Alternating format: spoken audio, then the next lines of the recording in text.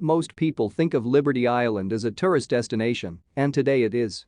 But according to Mental Floss, it has served as home to Americans in the past.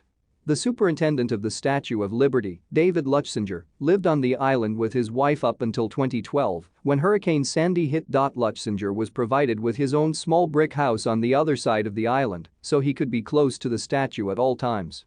The hurricane did irreparable damage to the home, forcing the superintendent. It really is hard to imagine New York without Lady Liberty, which is one of its most iconic landmarks. That may have been the reality if the statue never made it to America, which was once a very real possibility. The statue was shipped in 214 crates and shipped to the United States from France in 1885. The voyage took a whole week longer than expected because of a storm that nearly caused the ship to sink. Imagine how devastating it would have been to lose the one-ton monument to the Atlantic Ocean. The green hue of the Statue of Liberty is what makes her so instantly recognizable around the world. It also helps her to stand apart from other famous statues. Interestingly, the statue wasn't always green. Originally, she was actually a reddish color, similar to the 1-penny coin in American currency. So, how did she get so green? Experts have revealed that the color comes from the reaction of the copper coating the surface of the statue to the air. A green veneer was formed as a result over. The top fact that most people find surprising about the Statue of Liberty is that it's not really called the Statue of Liberty. Not officially, anyway. This popular moniker is a well-known nickname and nothing more. Officially, the statue is called Liberty Enlightening the World. In French, it is called La Libre Éclairant le Monde. Even though the names are different, both center around the idea of liberty. Liberty is actually a translation of the Latin name Libertas, who was a Roman goddess symbolizing freedom, and few landmarks are as quintessentially American as the Statue of Liberty. The statue is almost synonymous with the city of New York. In actual fact, though, Lady Liberty was designed and sculpted in France and given to the United States as a gift. It was actually a gesture of friendship that was needed after the Civil War. Pieces of the statue were exhibited at the World's Fair in Paris before they were transported over the Atlantic Ocean. You can still see relics of the landmark in Paris. New York City is the only city in the world to boast its own full-size Statue of Liberty.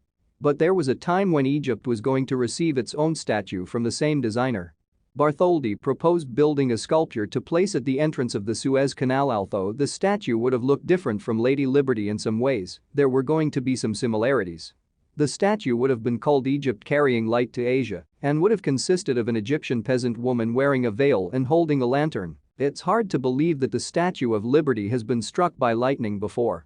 Even more shocking is the fact that experts believe she has been struck more than once. Much more than once. Some estimate the number to be at around 600 bolts of lightning per year. Wild weather does really affect the statue, even though she looks strong enough to withstand a hurricane. According to Thief blog, Lady Liberty sways in the wind. When winds reach 50 miles per hour, it comes as a surprise to most people that Lady Liberty was modeled on a real person. Mental Floss points out that she was actually modeled on the mother of Frederick Bartholdi, the designer of the statue. The designer told French Senator Jules Bazirien that the statue was based on his mother, Charlotte, back in 1876. He invited the senator into his box at the opera, where there was a pocket-sized version of the statue. There was a time when tourists were allowed to climb up to the top of the torch of the Statue of Liberty. But nowadays, nobody is allowed to climb the torch as it carries too many risks.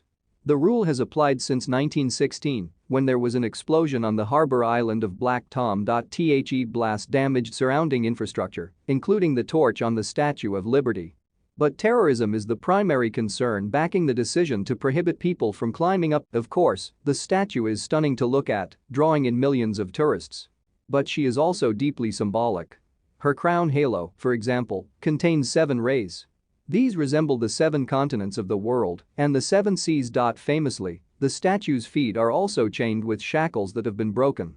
The tablet that she holds features the writing July 1945, which is the date of American independence. My Modern Met explains that the statue faces southeast to welcome immigrant ships to the United States.